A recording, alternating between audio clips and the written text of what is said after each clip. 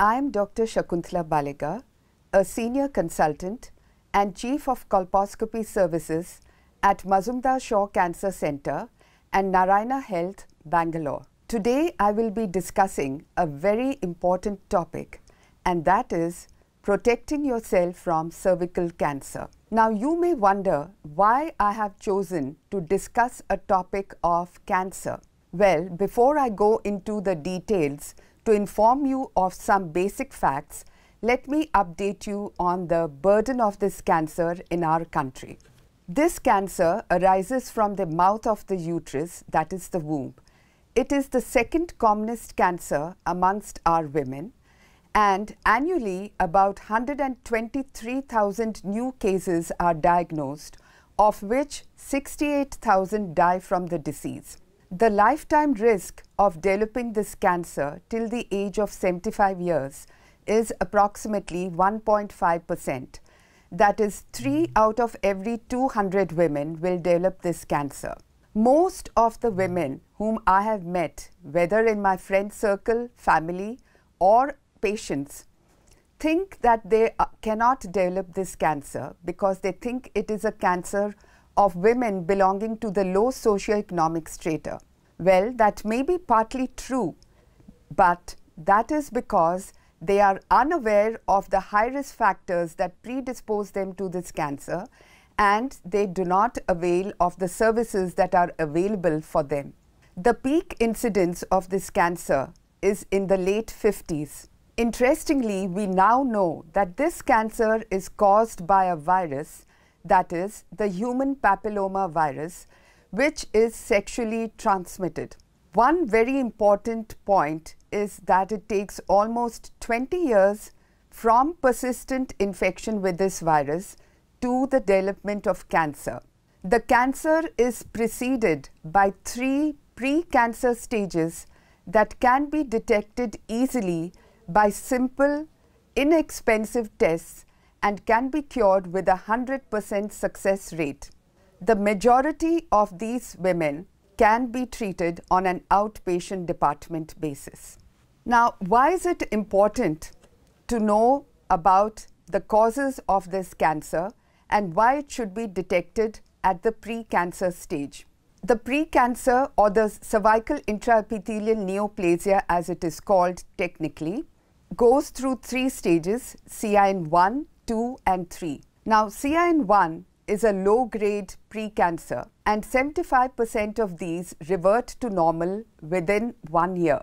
So these cases do not need any treatment and they can just be observed. Whereas CIN 2 and 3 do progress to cancer if left untreated. So it is important that they are detected by screening tests. These cases of pre-cancer do not have any symptoms. So a woman who is healthy without any gynecological problems will not know that she is harboring this pre-cancer.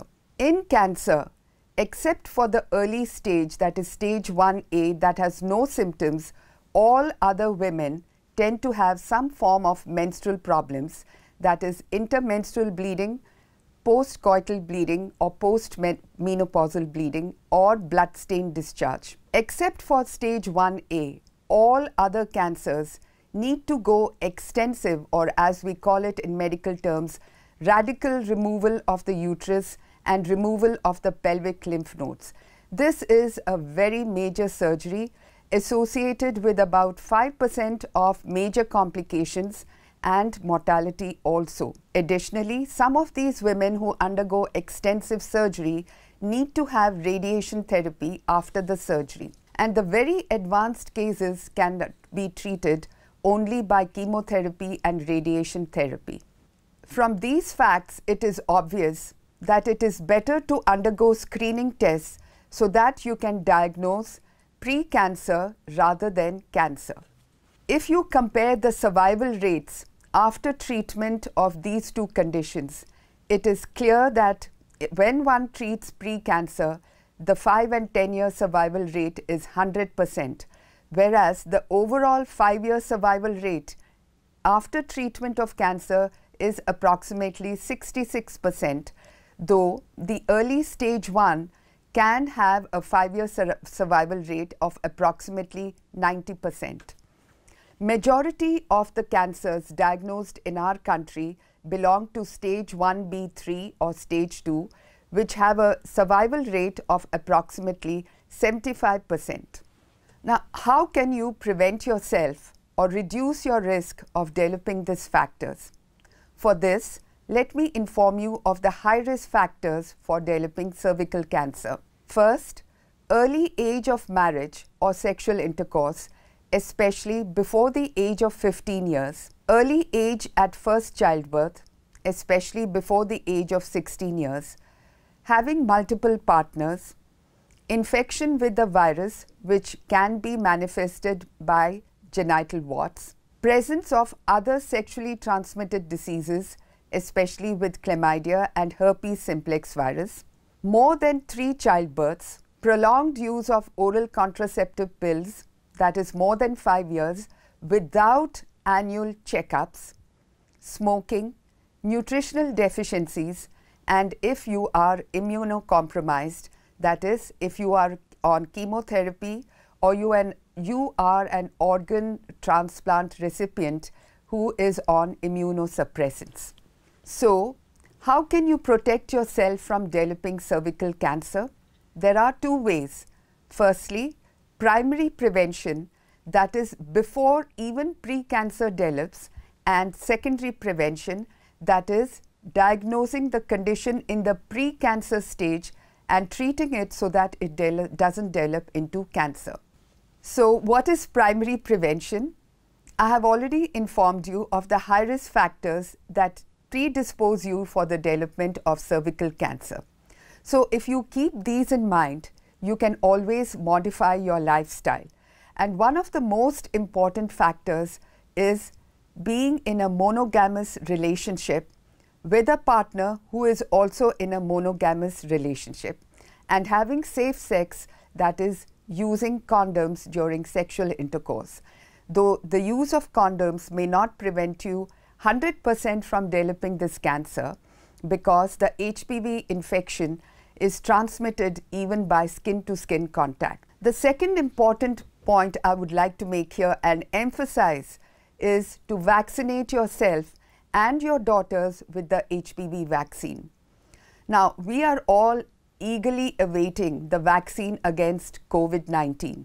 But when the vaccine is available against this HPV, which leads to this deadly cancer, why are women not making use of this vaccine which is available in our country? There are 3 such vaccines. One is a bivalent vaccine that is called Cervarix, which is a vaccine against HPV type 16 and 18 that account for almost 75% of the cervical cancers. We have Gardasil, which is a quadrivalent vaccine, which in addition to vaccine against type 16 and 18, also protects you against type 6 and 11, which account for 90% of genital warts. And more recently, we have a nanovalent vaccine, which has gives you additional protection against 5 more oncogenic HPV types. And this is called Gardasil 9. And with this, you can protect yourself against another 15% of the cervical cancers, meaning to say that this Gardasil 9 will protect you against 90% of the cervical cancers. If you have not availed of this vaccination, secondary prevention is also possible. And for this, secondary prevention means that you undergo screening tests when you do not have symptoms pertaining to the cervical cancer. You are so-called healthy from a gynecological point of view. What are the screening tests available? Firstly, we have the Pap smear, and if it is done alone, it is done in women less than 30 years of age. High-risk HPV DNA test, which is usually done in women 30 or older years of age. A combination of Pap smear and HPV DNA test is recommended in all women who are 30 years or older. And lastly, I would just like to make a mention of a test which is a very simple test called visual inspection after application of acetic acid, in layman's term after application of vinegar. And this can be done in settings, remote settings that do not have the facility for pap smear or HPV DNA testing. But this test cannot be done in women who are 50 years of age or more. I would now like to tell you a little bit about the HPV vaccination. Ideally, this vaccine should be administered to girls before they become sexually active, and the recommended age is 11 to 13 years of age. It can also be given as early as 9 years and up to 15 years of age. The expanded age is up to 45 years, but between 26 and 45 years, the Government of India as well as the Centers for Disease Control and Prevention in USA suggest that vaccination between the ages of 27 and 45 years has minimal protection because most of the women have already been exposed to the virus. However, it can be given to few women after a detailed discussion by the doctor with the patient. For example, a woman who has been virgin till the age of 27 or say 30 years and now she is deciding to get married, or after divorcing her first husband, after a long time she has decided to marry another partner. Now, how many doses does one take of this vaccine? If the vaccine is admitted to girls before the age of 15 years, only 2 doses are required. The second dose being not before 6 months and not after 12 months from the first dose. If the girl gets the vaccine after 15 years of age, she requires 3 doses. The second dose is administered 2 months after the first dose, and the third dose is administered 6 months after the second dose. Now, what happens if the girl misses out on one of these doses? Well, she can take the second dose and the third dose as soon as she remembers. There is no need of undergoing an HPV DNA test in women who are sexually active because it has been found that it is of no use. Only point is we have to tell the woman that the vaccine may not prevent them if she has already contracted one of the viruses which is not covered by the vaccine. Secondly, there is no need to do a pregnancy test before administering the vaccine if the doctor, after taking a detailed history, is quite clear that there is no possibility of the woman being pregnant. However, there have been follow-up of patients who have inadvertently received the vaccine during early pregnancy, and these reports have clearly shown that the babies who are born do not have a higher incidence of congenital malformations, nor do the pregnancy end up in higher rates of miscarriage or preterm births. These studies have been proven in animal studies. The vaccination can be postponed if the woman gets pregnant before she takes her second or third dose. The vaccine can be administered to women who are breastfeeding. The vaccine is given intramuscularly in the upper arm, which is called the deltoid muscle. How does one screen for cervical cancer? And what is the importance of screening? Let me inform you that this is one cancer which is most suitable for screening because the organ is easily accessible to examination by the gynecologist or the doctor by simple speculum examination, and various tests on the cervix can easily be performed. Secondly, as I mentioned to you earlier, there is a long time of almost 20 years before the persistent human papilloma virus infection causes cancer through the 3 pre-cancer stages. So you have a long enough window period to detect the pre-cancer stages and be treated effectively. The 3 methods are, like I mentioned to you earlier, pap smear, HPV DNA testing, and a combination of the 2. The pap smear is taken by a very fine endocervical brush and a wooden spatula, which you can see on the picture which is on the top. The smear is spread on a slide and it is fixed with a fixative spray. This test is very easy to perform. It is painless, quick, and can be repeated. It has a very high sensitivity, about 60 to 80%, and a specificity of close to 95%. Most importantly, it can be performed by trained auxiliary nurse midwives and doesn't require a nurse or a doctor to perform the test. The high false negative rate are usually due to poor sampling of the cervix. That is why it is important for the health worker who performs this test to ensure that the cervix is exposed completely. One of the drawbacks is that this test is subjective and one needs an experienced pathologist for interpretation. The test should be done every 3 years from 25 years of age and up to 65 years of age. If it is combined with the HPV DNA test, it can be done every 5 years, provided both the tests are negative or normal. Now, these are some pictures of the Pap smear. The one on the left shows a normal smear and the one on the right shows cervical intraepithelial neoplasia stage 3, the stage which just precedes the development of cancer.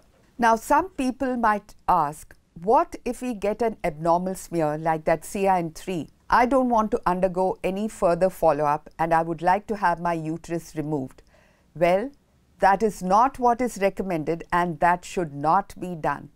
And the reason is that in some conditions, for example, a woman who is postmenopausal has very atrophic cells, and some of these cells can mimic the CIN3 cells. Like you can see in the picture on the right, some of these cells look almost the same as these pre-cancer cells.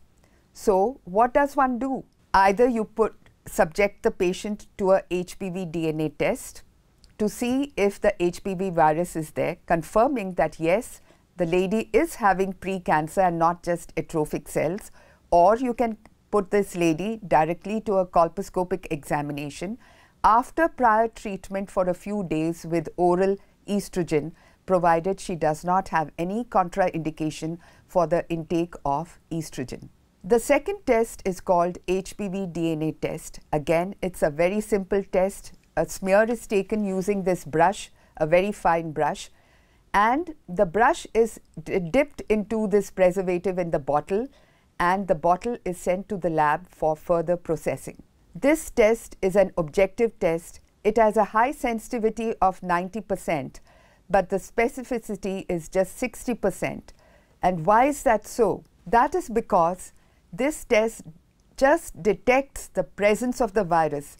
It does not inform us that the virus genome is incorporated into the cell genome. That is, the virus may just be present there without the presence of pre-cancer in the woman's cervix. This test, if negative, can be repeated every 5 years. What is the next step if either of these screening tests is abnormal or positive? The woman is referred for a colposcopic examination of the cervix. Colposcopy means that we examine the cervix under magnification using a colposcope, which is depicted in the picture on the right. Now, this again is a painless examination. We use the speculum to visualize the cervix, and in magnifications starting from 7.5 to 15, we examine the cervix in details. And the presence of aceto-white changes and the presence of abnormal vessels can give us an indication whether or not pre-cancer or very early cancer is present on the cervix or not. What is the advantage of doing a colposcopic examination? The most important point here is that you can actually localize the area of pre-cancer or abnormality and do a guided biopsy. If you do not do colposcopy and do a random biopsy, you may miss the area which is containing the pre-cancer, and the biopsy will be falsely reported as normal or negative. And most importantly, in some women, the biopsy can be curative as well. The other point is we can see how extensive is this pre-cancer and determine the exact type of treatment that is required. Another good point of doing colposcopic examination is we can see if this precancer is spreading to the vagina, because the virus infects the vagina as well. And if you do not treat the vaginal lesion, then this can progress to higher grades of vaginal intraepithelial neoplasia or precancer, and ultimately cancer also. This colpophotograph is of a normal cervix in a young woman. The area of interest is the region which is the junction between this red area, which is called the columnar epithelium, and this light pinkish white area, which is called the squamous epithelium. All the abnormal changes or the precancer and cancer begin at this junctional area, which is called the new squamous columnar junction. Now, this is a colpophotograph of a CIN3, and you can see that this area contains the precancer. And if we had not done a colposcopic examination, it would have been very difficult for us to identify which is the area to be biopsied or treated. What if one diagnoses precancer, that is the high grades of precancer CIN2 or 3? Like I informed you earlier, the low grades of precancer, which is CIN1, does not require any treatment, and you can just follow up the case by pap smear, because 75% of these precancers regress to normal on their own. There are 3 important methods of treating precancer on the outpatient department basis. Firstly, cryosurgery, which is also called a freezing technique. Secondly, we use electricity and a loop to excise the area of precancer.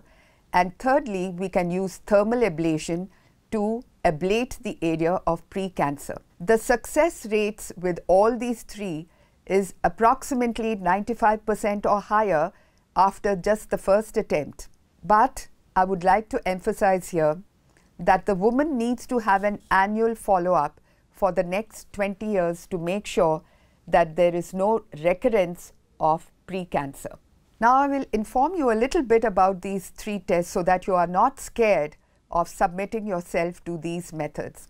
Firstly, in cryosurgery, we use nitrous oxide, which passes through a probe, which is then fixed onto the cervix, which is held against the cervix. The temperature of the surface of the probe is brought down to -80 degrees Celsius, and the surface of the cervix is frozen. You can actually see an ice ball forming, and because of this freezing, the abnormal cells die and they are shed off, and when this epithelium regenerates, you get normal epithelium. The procedure is painless, inexpensive, and hardly takes about 20 minutes to perform. It is performed on an OPD basis and does not require any anesthesia. The complications are less than 1%, and these are usually minor, which can easily be treated on an OPD basis. Most importantly, the uterus is not removed. The common complication or a side effect of this method is that the woman has a watery discharge for approximately 2 to 4 weeks after the procedure. The success rate is approximately 90% after the first attempt. Coming to the second method, which is called large loop excision of the transformation zone or loop electrosurgical excision procedure, we use an electric current passed through a small loop electrode, which you can see here on the picture, and we use this to cut away the abnormal area. It is painless, inexpensive, and can be performed in the OPD in majority of women. We just infiltrate some local anesthesia into the cervix about 5 minutes before performing this procedure. The complications are less than 2%, and these are easily treated on an OPD basis. One of the most important advantages of this method over cryosurgery or thermal ablation is that we actually get the entire tissue for examination to ensure that there is no higher grade of precancer or very early cancer sitting in an area which we thought was just precancer. Most importantly, the uterus is not removed and the success rate is 95% or higher after the first attempt. Now I will tell you about thermal ablation. In this method, we use a probe which you can see in the picture, and this is heated by electricity to a temperature of 100 degrees Celsius, and this probe is kept against the cervix and the abnormal area is burnt away. The probe is kept just for 45 seconds. It does not cause any pain. It just causes mild discomfort. No anesthesia is required, and the entire procedure takes less than 20 minutes. And as you can see, the actual procedure is just for 45 seconds. The complications of this procedure are less than 1%, and these are easily treated. Most importantly, the uterus need not be removed.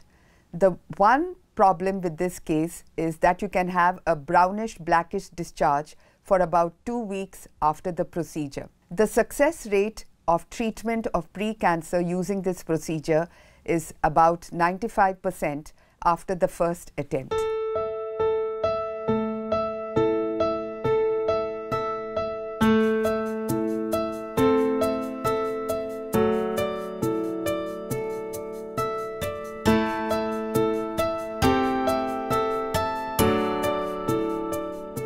Now I will show you the advanced colposcopic clinic where we perform all the colposcopic examinations and the outpatient department procedures for the treatment of pre-cancer. I am showing you the room and the equipment so that when you come here, you are not scared of the place nor wondering what the equipment and the instruments look like, so that your mind is at peace in case you do need to come for a colposcopic examination. We enter through the recovery room where you will have a good place to change your clothes, and after the procedure you can lie down and recover before you go home. So this is our colposcopy clinic, and as you can see, this is our photocolposcope, one of the advanced photocolposcopes that we have. And we can take pictures from magnification 7.5x, 15x to 30x. The high resolution pictures are taken on this DSLR camera which is attached to the colposcope and transmitted to the laptop, and the pictures can be seen by the colposcopist, the patient, and this is very important not only for storage and reviewing but also for the postgraduate student training as well as review when the patient comes for follow-up. Couch that you see is a special couch where the patient can sleep comfortably, put her legs in this stirrup so that she is comfortable, hold on to the handles at the side so that she feels secure, and we have automatic fixtures so that the colposcopist can just by the foot pedal raise or lower the height of the bed and raise or lower the head end of the patient for convenient visualization of the cervix. The couch also has an overhead lamp attached to it, so that saves space in the colposcopy clinic, and we can use other equipment required at the side of the couch. Now I would like to show you some of the instruments that we used for the colposcopy and the treatment of pre-cancer, and I'm showing you these so that you are reassured when you walk into our clinic and not scared of what are the instruments that we are going to use. All the instruments are thoroughly autoclaved and sterilized. This is the Cusco's vaginal speculum that we use. You can see it is so smooth, the edges are smooth, it is long, and there will be no problem. When we use it, we remove this packing. We remove the packing, and with sterile gloved hands, we take off this speculum, make sure that the edges are smooth, and then use xylocaine jelly to smear the sides of the speculum so that you are not uncomfortable at all when this is inserted into your vagina. As I told you before, let me show you the brushes that we used for taking the pap smear. This is the spatula, and this is the endocervical brush. It is so fine, smooth and sterile. It's a disposable brush, and you will have absolutely no problem when the pap smear is taken. The smear is smeared on a slide, sprayed, and then sent to the laboratory for interpretation. This is a very fine brush pre-sterilized brush disposable that we use for taking the smear for HPV DNA testing. The brush is dipped into this transport medium, labeled with the date, time, registration number of the patient, and sent to the lab for further processing. Now let me show you some of the instruments that we use for taking a biopsy, as well as the loop electrosurgical excision procedure. As you can see, these are pre-sterilized loops that we get from the company of different sizes, and by chance, if the package is opened, we sterilize them with ETO to make sure they're absolutely sterile before being used on the patient. These fine loops are of different sizes. You can see this one, you can see this, and you can see a smaller one here.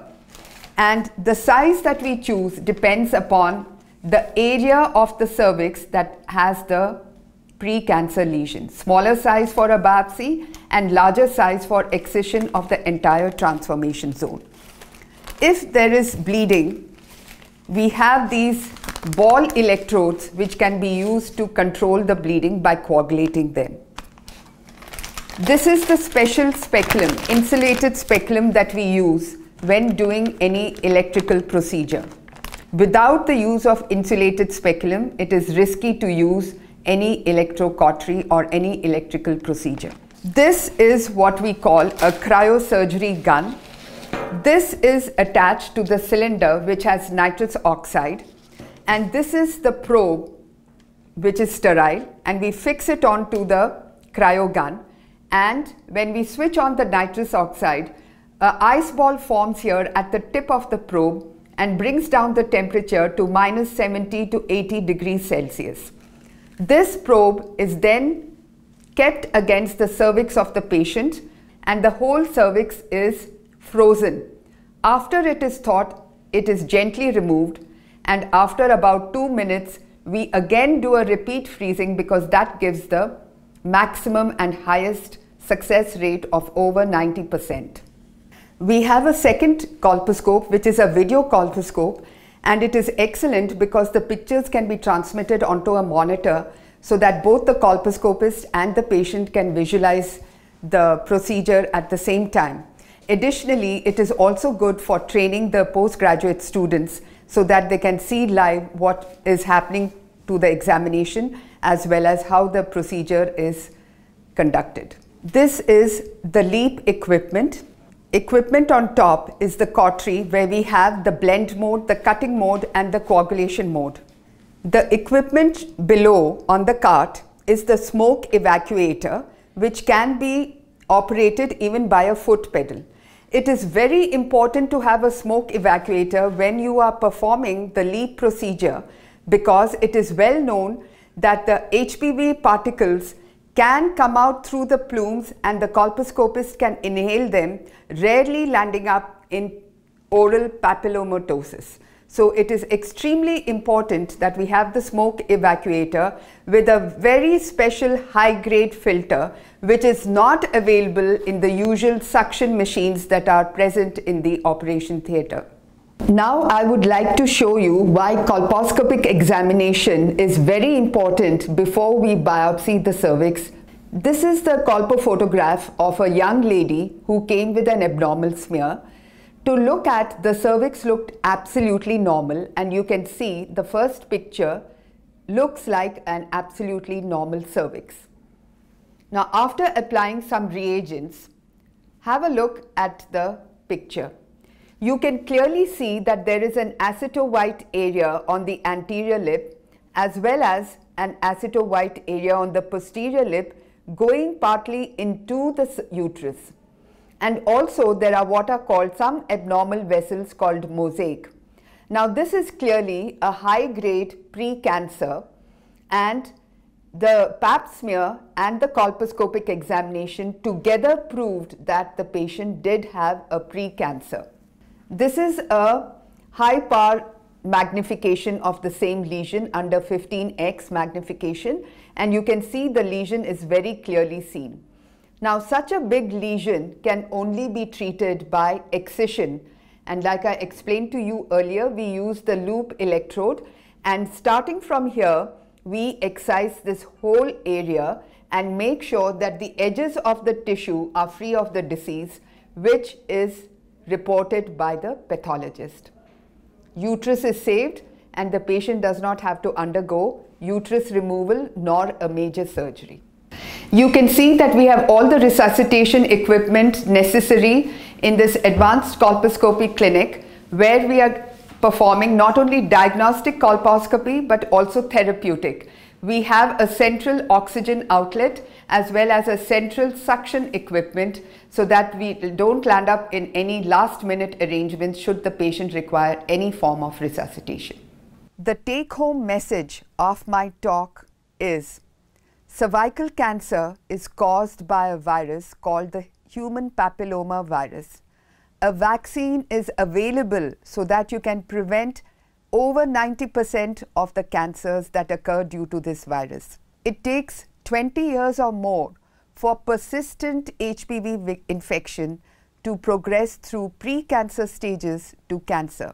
So, you have a long window period of opportunity to test yourself for pre-cancer, to diagnose pre-cancer and be treated by inexpensive, simple methods in the outpatient department with 100% success rate and without removal of the uterus. You can protect yourself easily from cervical cancer by modifying your lifestyle, HPV vaccination, and screening by pap smear and HPV DNA test. In fact, cervical cancer can be eliminated if all women resolve to vaccinate their girls and the women resolve to undergo screening, like I have already informed you. The United Nations has taken a pledge to eliminate cervical cancer from the world by 2030, and the strategy for this is officially going to be launched on the 17th of November this year. So let us make this resolution together. No woman should develop cervical cancer due to lack of knowledge on prevention. No woman should suffer from the side effects of cancer treatment nor die from advanced cervical cancer. Please share this knowledge with your family and friends. Please pledge to take the HPV vaccine yourself and or vaccinate your daughters. And please pledge to undertake a screening test for cervical cancer at least once in your lifetime around the age of 40 years. Thank you very much.